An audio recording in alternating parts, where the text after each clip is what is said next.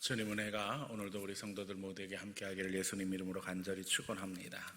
종려 주일을 오늘 맞이했습니다. 십자가에 지시기 위해서 예루살렘으로 입성하신 예수님을 찬양하는 주일입니다. 특별히 오늘로부터 이제 고난주간이 시작됩니다. 그리스도의 십자가를 더욱 묵상할 때입니다.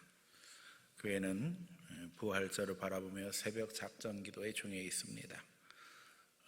새벽마다 모여서 우리 기도하는데 평소보다 조금 더 많은 분들이 나오고 있습니다.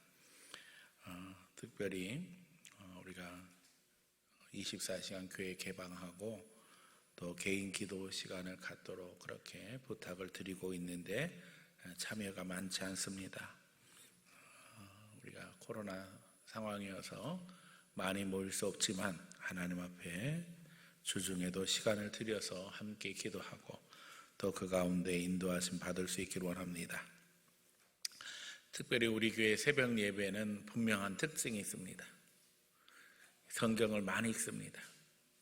한 장 이상 거의 읽으면서 그 말씀 속에서 주제의 흐름과 또 주님의 가르치심에 집중하고 있습니다. 개인 기도 시간 가질 때 그 말씀 붙잡고 기도하기 원합니다. 내 마음대로 내 뜻대로 기도하는 것이 기도가 아니라 말씀의 인도하심 가운데 하나님의 나라와 의를 구하는 게 기도입니다. 개인 기도 중에 또 기도할 제목들도 많습니다. 자기 자신을 위해서 기도해야 할 뿐만 아니라 지금은 교회를 위해서, 나라 민족을 위해서, 또 전 인류를 위해서 기도해야 될 때입니다.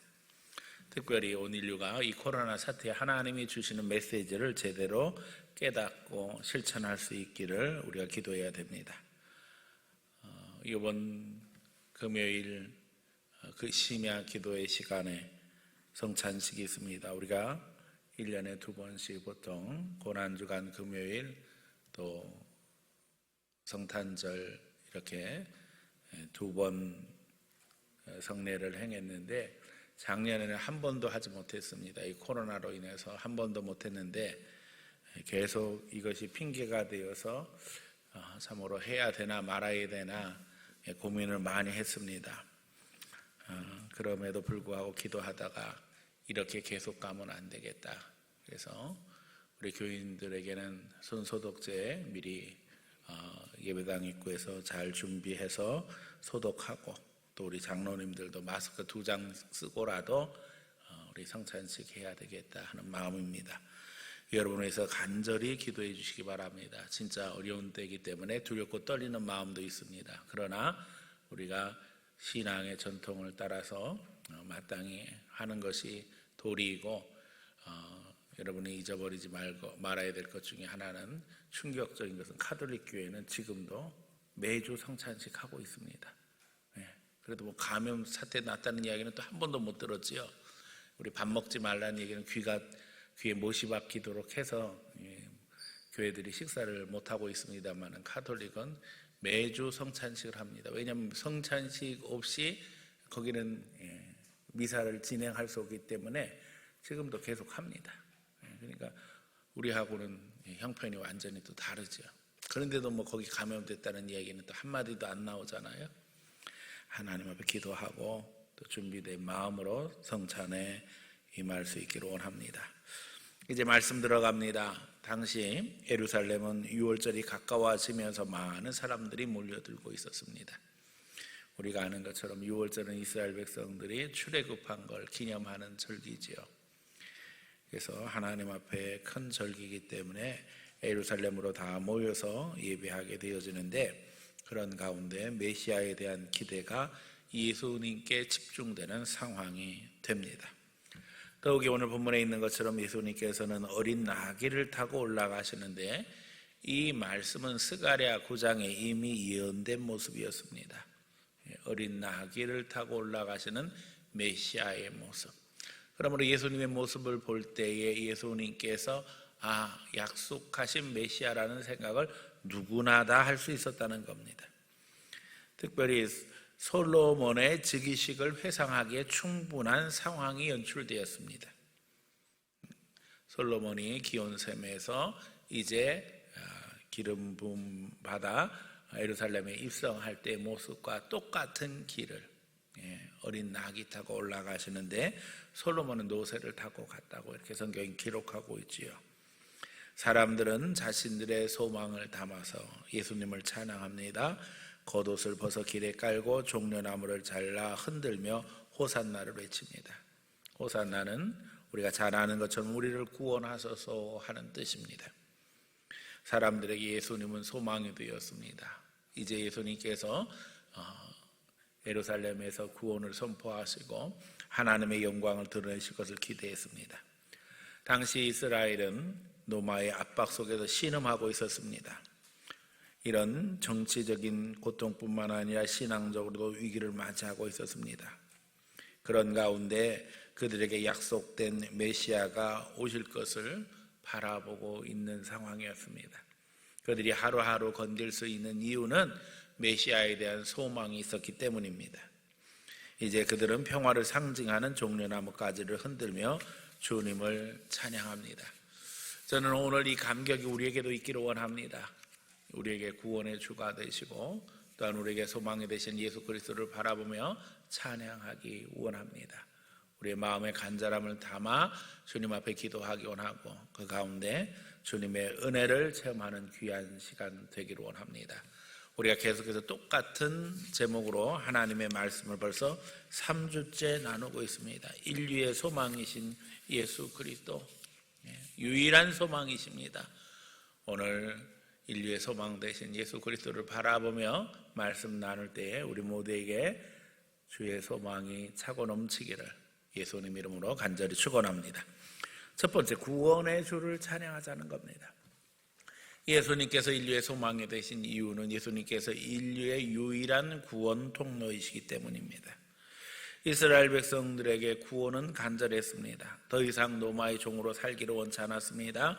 이제 하나님의 백성으로 온 세상에 하나님의 영광을 드러내는 도구가 되기를 간절히 원했습니다.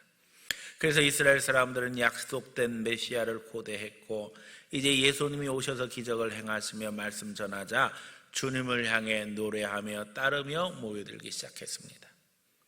우리가 아는 것처럼 예수님 가는 곳마다 능력이 역사됐지요. 말씀 전하실 때에 치유가 함께했습니다. 병든 자들이 고침받고 귀신 들린 자들이 자유함 얻고 또 사람들이 그것을 통해서 복음의 귀한 능력을 체험하게 되어집니다. 하나님은 구약의 선지자를 통해서 계속 메시아에 대해서 말씀하셨는데 이 말씀하신 내용들이 예수님을 통해서 하나하나 성취되고 있었습니다. 하나님의 언약의 근거에서 이제 메시아는 오셔서 하나님의 백성들에게 새로운 시대를 열 것을 약속하셨습니다.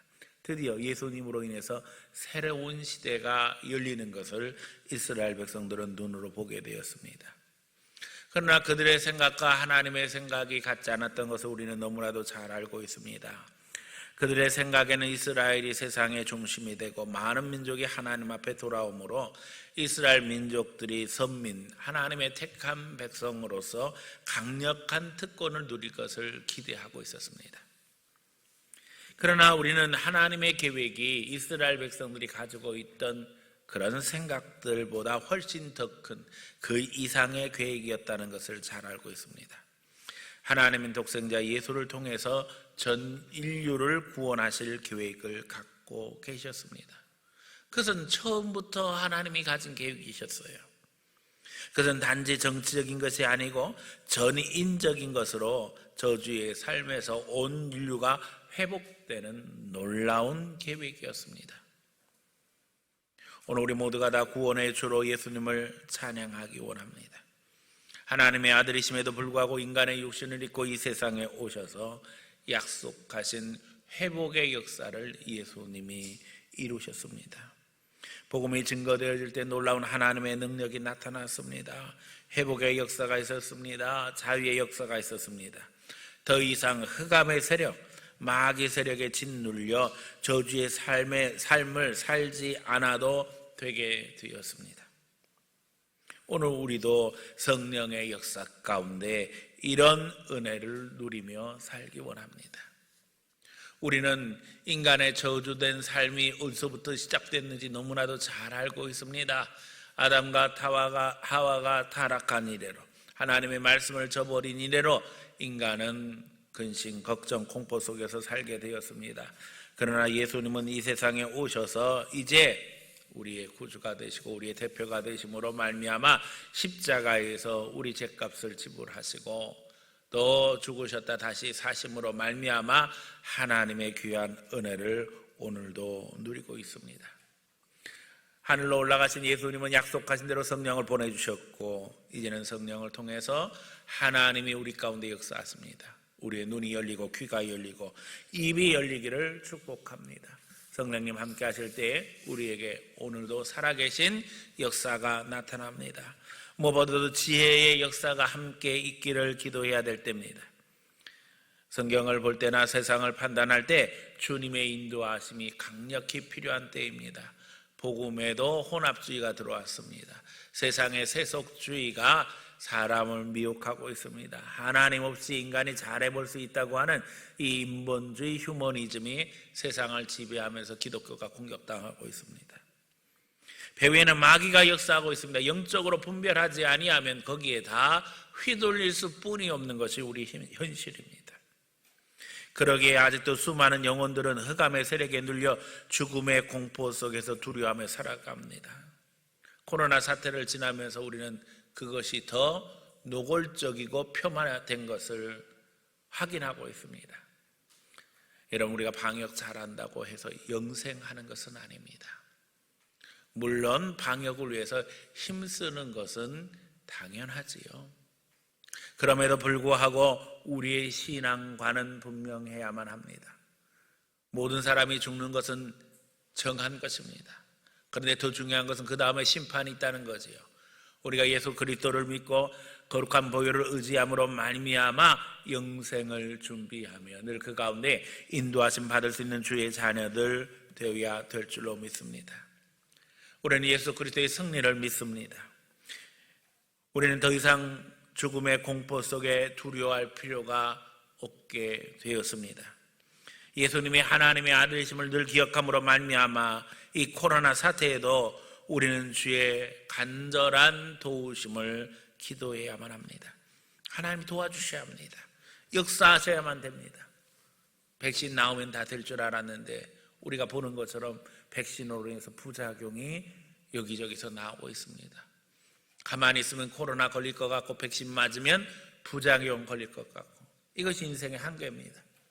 더더욱 우리가 아는 것처럼 이제는 변이 바이러스가 전 세계적으로 확산되어서 사람들을 또 위협하고 있습니다. 그러니까 백신 맞아도 이 변이나 바이러스로 인해서 감염되는 일이 벌어집니다. 심지어는 접종했는데도 감염되는 일들이 벌어집니다.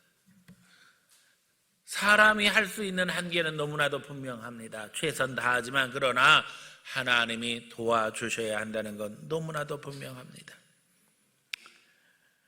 그런데 예수님 당시에도 마찬가지고 지금도 신앙을 정치적인 수준에서 이해하는 이들이 있습니다. 바리새인 사두개인들이 어떻게 행동했습니까? 당시에 기득권을 가지고 있던 제사장 일당은 예수님을 정치범으로 몰기 원했습니다. 그래서 유대인의 왕으로 예수님의 십자가 위에 팻말을 붙이기를 원했습니다. 그 얘기는 무슨 얘기입니까? 로마 정부에 반대해서 이 유대인들을 선동해서 자기가 스스로 왕이라고 자처하고 나섰다는 얘기입니다.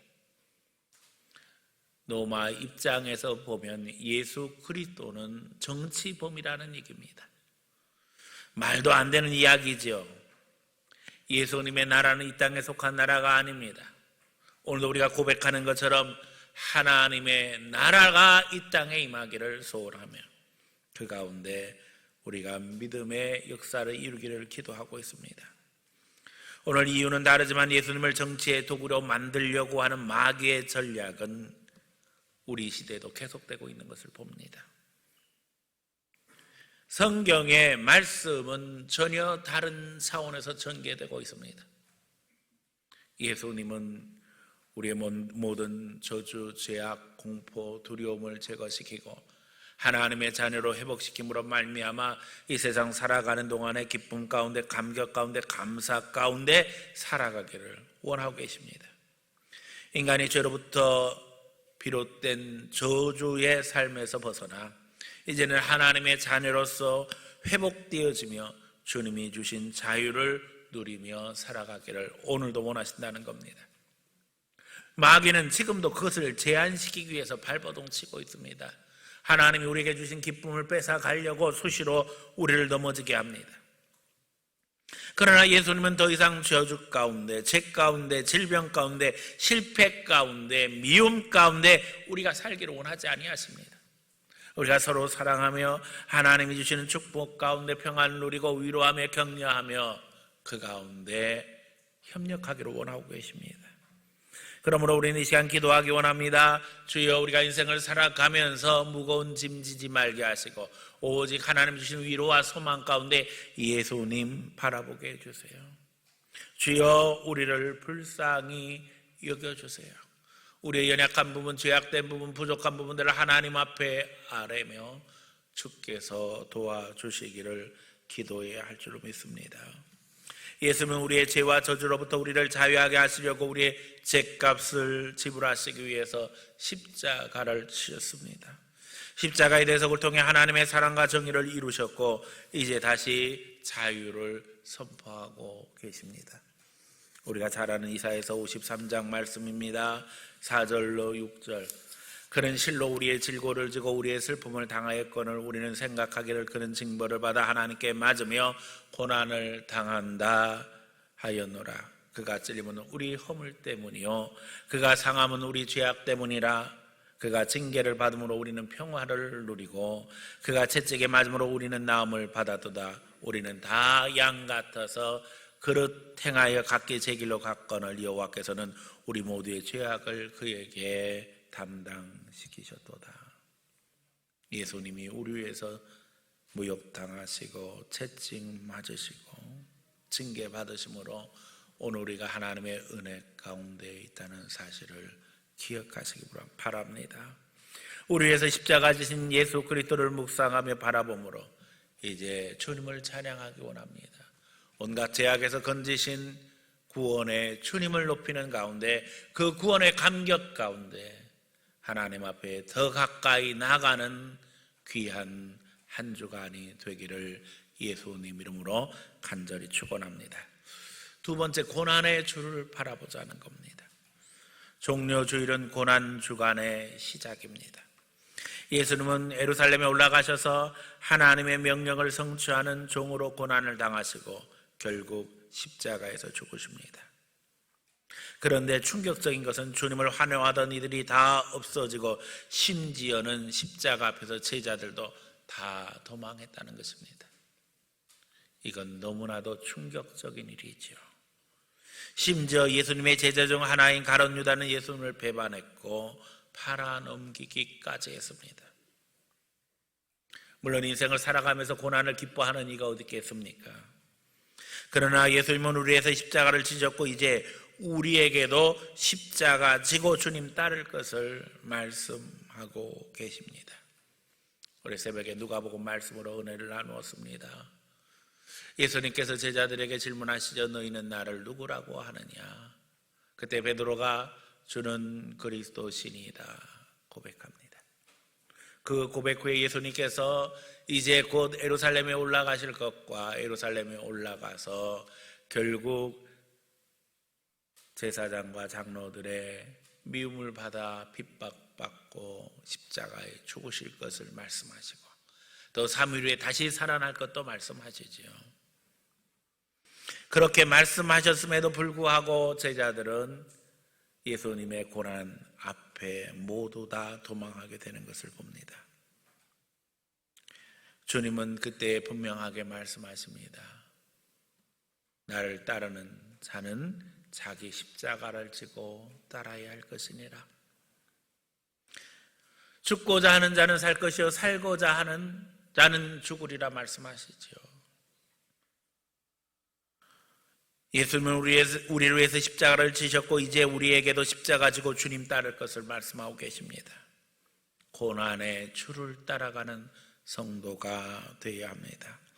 예수 그리스도의 피로 우리가 하나님의 자녀된 것, 그것은 하나님의 자녀로 이제 영광뿐만 아니라 고난에도 함께 참여하시기 위한 거라는 거 기억해야만 합니다. 우리 하나님의 자녀로서의 영광을 누리고 있습니다. 그런데 하나님의 자녀는 하나님의 기업을 누릴 자입니다. 이 기업을 누릴 자에게 주님은 고난도 있다는 사실을 말씀하십니다. 희생과 헌신 없이 이루어지는 것은 아무것도 없습니다. 예수님은 고난의 길을 걸으시면서 우리에게 희생의 모범이 되셨고 이제 구원의 역사를 이루시고 우리를 십자가의 길로 초대하십니다. 성령을 체험하지 못하는 이들은 십자가 앞에서 도망했습니다. 그러나 그들이 성령을 체험하고 난 후에는 담대해서 용감해졌으며 희생을 주저하지 않게 되었다는 것입니다. 오늘 성령님은 우리 마음 심령에 역사하시면서 우리 모두가 십자가의 길을 가도록 권면하시고 우리를 그리스도의 사랑으로 인도하고 계십니다. 믿음 없을 때에는 주님을 위해서 희생하는 것이 손해처럼 생각되어집니다. 그러나 성령님 함께 하심으로 믿음이 생기면 희생하고 헌신하는 것 속에서 기쁨을 얻게 되어지고 하나님의 자녀로서의 긍지를 얻게 되어지며 내가 다른 이들과는 다른 차원을 살고 있다는 사실을 확인하게 된다는 것입니다. 여러분, 예수님이 귀신 들린 자 만났을 때 귀신들이 외쳤던 소리가 무엇입니까? 나는 당신이 누군 줄 압니다. 당신은 하나님의 아들입니다. 그런데 어쨌다는 겁니까? 귀신이 하나님의 아들이라고 외치고 나서 어떻게 합니까? 오늘 많은 사람들이 귀신도 알고 떠드는 수준에서 머무릅니다. 예수님이 하나님의 아들이신 것을 알면서도 그저 떠드는 수준에 멈춰섭니다. 오늘 수많은 이들이 십자가 없이 희생 없이 살려고 합니다. 그러기에 귀신의 세력에서 저주의 세력에서 벗어나지 못한다는 겁니다. 마귀도 합니다. 예수님이 하나님의 아들이시라는 사실을. 그런데 결국 마귀 세력과 성령의 인도하심 받는 자들의 차이는 뭐예요? 예수님 따라 희생하며 헌신하며 십자가의 길을 걷는다는 겁니다. 오늘 우리에게 십자가가 있는가? 예수님 따라 십자가 길 걷는가? 오늘 새벽에도 말씀드렸습니다만 내가 잘못해서 고난당하고 내가 잘못해서 징계당하고 벌받는 것을 십자가로 착각해서는 안 됩니다. 그건 안 믿는 사람이나 믿는 사람이나 다 당하는 거지요. 어떻게 생각하면 믿는 사람이 자기가 잘못한 것으로 인해서 고난당한다면 부끄러운 일이지요. 오히려 믿는 자들에게 오는 고난과 고통은 예수 그리스도를 위해서 자원하는 자발적인 십자가가 되어야 된다는 겁니다. 거기서 차이가 나야지요. 그저 고통과 고난 속에 머물면서 괴로워하는 수준이 아니라 주님이 주신 십자가 붙들고 믿음으로 전진함으로 말미암아 그 가운데 위로하시는 성령의 은혜를 체험하고 능력을 체험하고 하나님의 영광 드러내는 자발적인 십자가의 단계로 나가야 한다는 겁니다. 우리가 그리스도를 따라 헌신의 길을 가며 여기서 하나님의 나라를 위해 사역하고 교회 사역을 위해 헌신할 때 거기에 예수 그리스도의 거룩한 보혈이 오늘도 흐르며 성령의 역사하심으로 우리가 축복의 통로, 구원의 통로, 예수 생명의 통로가 되는 것을 다시 한번 확인하게 되는 것입니다.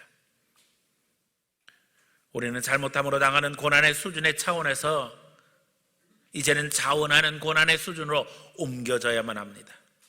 눈으로 보기에는, 인간 육신의 눈으로 보기에는 비슷해도 거기에는 엄청난 차이가 있습니다. 잘못함으로 당하는 고난은 징계의 형벌입니다. 그러나 자원하는 고난, 자발적인 고난은 축복이며 감사의 제목이 되는 것입니다. 이 땅의 복음 역사를 이루기 위해 수많은 희생과 헌신이 있었다는 사실을 우리는 너무나도 잘 알고 있습니다. 오늘 대한민국의 축복이, 한국교회의 축복이, 우리의 축복이 그냥 된 게 아닙니다. 하나의 미랄처럼 썩어진 수많은 신앙의 사람들이 있었기 때문에 가능한 일입니다. 오늘 우리가 그 축복을 함께 누리고 있습니다. 그런데 많은 이들은 더 이상 나는 심겨져 하나의 미랄이 되기를 원하지 않고 있다는 겁니다. 그러면 이 축복은 어떻게 될까요? 그냥 우리 당대에서 끝나게 되겠지요. 우리의 자녀들은 이 축복을 누리지 못할지도 모릅니다.